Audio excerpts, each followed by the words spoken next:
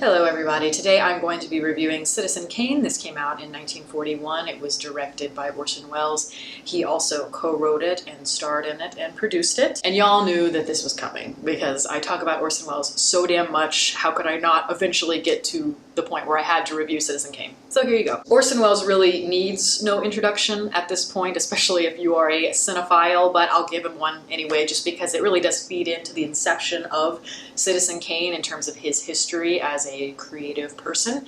He was 25 years old when the film was made, but before that point, ever since he was a little kid, he was considered to be a child prodigy, and he was very ambitious. He grew up to be this iconoclast who changed the medium of all kinds of different art forms. He changed the medium of theater on Broadway when he went to New York at age 21 and did a lot of very famous performances there from, you know, Shakespearean plays and such. And of course he changed radio with his very infamous War of the Worlds broadcast when he was 23 years old in the late 30s. And at the time he was on fire. He was considered just this great genius. People bowed down to him and they thought he could do no wrong. And so of course eventually Hollywood called, because at the time Hollywood was such a mecca. Still is, but not to the point that it was back in the 30s. But Hollywood had such faith in him that they gave him complete creative control to do whatever he wanted, basically. And from what I understand, Welles had several ideas and Citizen Kane is what they decided on, but the fact that they gave him total control is just, it staggers the imagination, especially for somebody that is 25 years old. It was unheard of. It never happened since. Of course, Citizen Kane is known to be one of the great films of all time, and you know, the American Film Institute ranks it #1 as the greatest American film ever made. And so, you know, if you're a fan of film, it's like the Bible of American movies. You know, most really big film fans have seen this film, but ironically, it was not very popular when it came out. It did get some notoriety, certainly with critics, but it wasn't a big box office smash or anything like that. Citizen Kane is known for being very innovative, for kind of breaking the form of so many Hollywood films up to that point, technically, in terms of story. Ironically, I find this film to be Welles at his most safe, certainly at his most kind of tame. It's his most commercially acceptable film that he ever made. I think because he was such a novice and he really didn't know that much about film, he was kind of feeling his way through, testing the waters as he was making the film. I think it only makes sense for this film to be kind of more of a blank slate for him. But for this to be his first big commercial film, his first Hollywood film, you could see he was just so beyond his years, and everyone has tried to emulate this film in some form, in pretty much every way. Without that film, movies certainly would not be what they are today. Welles is a very big personality, and he certainly has quite an ego as well, and that really does come through in his films, I think, because his movies just tend to be very, very dramatic in pretty much every sense of the word. Everything from the very Shakespearean nature of the way that the characters speak and the dialogue, certainly, and the strange humor, the very dark shadows and the gothic angles. It's very expressionistic, it's very creative, and it broke so many rules. I have to say, when I ask people what they think about when they think about Citizen Kane, they think about technical prowess, because technically the film was so innovative, as I've said. But I think, honestly, below that, I think there's a lot in the film that resonates with people because of the story. The story itself is, I think, very entertaining. At its heart, it's a story that is very familiar, has very grandiose themes, and it is a kind of tragic cautionary tale. With Charles Foster Kane as the protagonist, people are drawn to drama, they're drawn to excess and extraordinary people. Not only do they have big personalities, but they are like exaggerated versions of us. They're very manipulative. They're very motivated by excess and greed. And most of the time, people like this are people that come off as very confident, but they're often the most insecure, the most sad, the most flawed people, and they don't know how to connect on a human level, so they use all of this excess to fill those voids, and that is precisely the story of Charles Foster Kane in terms of his downfall. Even though maybe the film may alienate some viewers because they may find it a little bit too strange or maybe a little bit too, I don't know, esoteric, the film is a story that we've seen many, many times. And it's that rags to riches story. You know, in the case of this film, you start with a very young child who is, you know, taken from his family, and he becomes a young man who runs a newspaper, and then he becomes this very notorious, very wealthy mogul, glorified by the public and by the media. What I love about this film is how the core story is framed. It's framed and told through the eyes of the journalists and through the media that are trying to figure out who the real Kane is, the man behind this emblem of American success. They're so fascinated by who he must have been behind that persona. So what do? They try to interview all of these people in his life, like ex-wives, people that he worked with, and friends, because they're just looking for some kind of key, some kind of answer to all these questions. I think that's part of what the film is trying to say, is that there are so many interpretations to everything.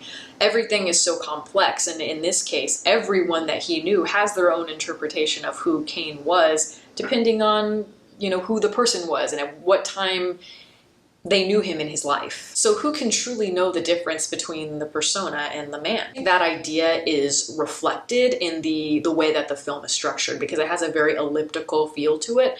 And I have seen the film many times, but I honestly couldn't tell you how it's structured scene for scene, because it's not a beginning, middle, and end sort of thing. You know, as I said, it's told through the framework of these journalists interviewing all of these people, and it goes back in time and forward quite a bit. When you've got all of these little pieces all over the place, it's often nearly impossible to try to make sense of it all as a whole. But even though I'm talking a lot about the story, as a film nerd, I'm probably more fascinated by just the look of the film. Even by today's standards, this film just looks very contemporary. And especially for that time, this was just a major jump forward, it felt like, in terms of how innovative it was. I mean, the camera moves so fluidly, and compared to so many Hollywood movies at the time where the camera was just very stagnant, very still. And I think that people like maybe David Fincher might have borrowed from Wells, in the sense that when you watch a Fincher film, he loves to make films that have touches of CGI here and there, but he likes to make it very subtle. He wants to kind of confuse the audience member so that they don't know what they're watching is real and what is enhanced by digital techniques. Wells really was one of the first people to use that, particularly in Hollywood as it was becoming bigger and bigger. And the special effects in this film are used so subtly to make each image work, and the fluidity of it, the angles of it, and the shadows and the use of deep focus. It's just so complex and so interesting to look at. And even though Wells was a showman, obviously, I mean, he was a magician and a performer, the special effects and the visual style that he's going for, it means something. It's not just a show for the sake of showing his visual prowess. Like his use of deep focus. That's one of my favorite things that he's ever utilized in any of his films. I just love that style. It works very well for him. And, you know, it allows for such dimension in terms of the look of it. So it's literal dimension, but also figurative dimension. Because there's so much going on in the background to the foreground, it basically tells the story that the characters never have to say. So basically, when you look at a shot, you can see all kinds of different things built around a certain character that might be at the center of the shot. It's a metaphor for the fact that there's so much beneath the surface, beneath what is said and what the characters may do. But even though the film is known for being one of the great films of all time, it obviously has its detractors, and there has been some criticism of it, that the film has such technical bravura, but it's not matched with emotional potency. And I can actually see where they're coming from, because especially if you know Wells's later work, even though most of it is largely forgotten by mainstream audiences, he became much more mature as a storyteller as he went on. Like even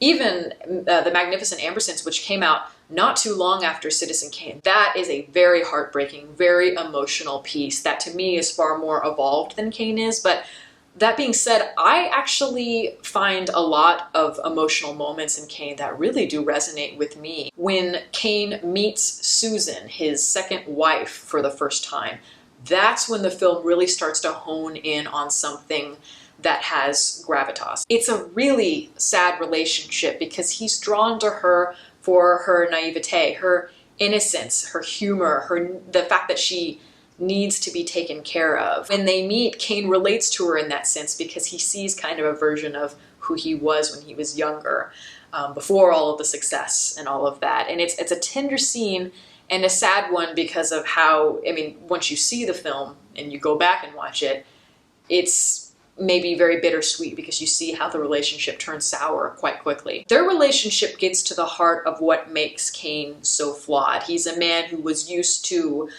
covering everything up, as I said, with extravagance, with politics, with publicity and wealth to distract him from what he wanted most. And all he really wanted, as we all do, all we really want is to be loved, and he wanted to be able to understand himself. But because he couldn't grasp that for himself, he turned outward for any means of control, and that happened to be in the form of Susan. He starts to control her and starts trying to turn her into his puppet, into this opera singer that she's obviously not meant to be.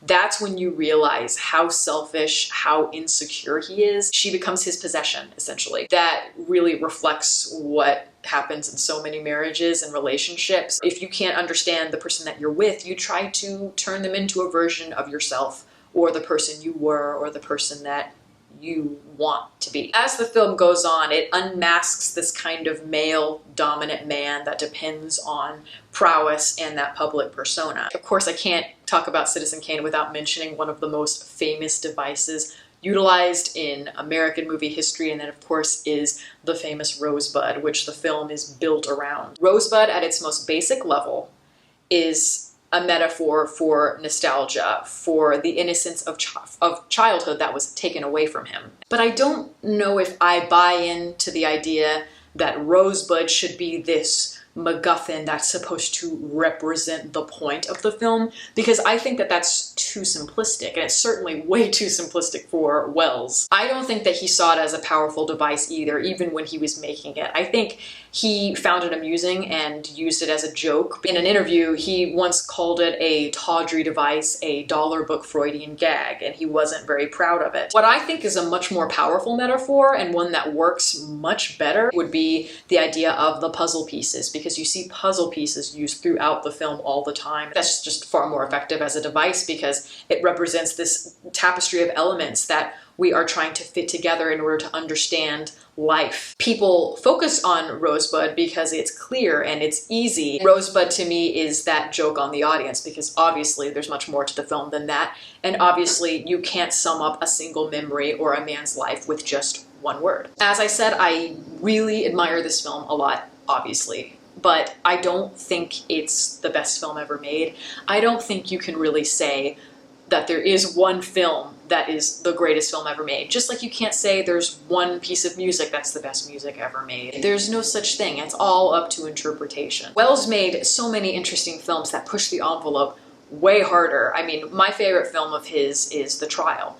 Masterpiece. Not an easy one to understand, and I don't recommend it to people unless you're a hardcore cinephile, but it is. Same with films like F for Fake. He did so many amazing works, but I think the reason Citizen Kane has endured is because it's that balance between maybe a more esoteric style that pushed the boundaries and something that was mainstream that people could latch onto in terms of the core story. It has an accessibility that films that I think are far better do not have, like, as I said, The Trial, or a film like Wings of Desire, or The Passion of Joan of Arc. To me, I think are far better films, but they just don't have that accessibility. And I know a lot of times I always say that I'm against accessibility, but I think at a certain point, in order to, as I said, bring people together and have something resonate and be there as maybe a benchmark that people can emulate or try to be inspired by, you need to have that to be able to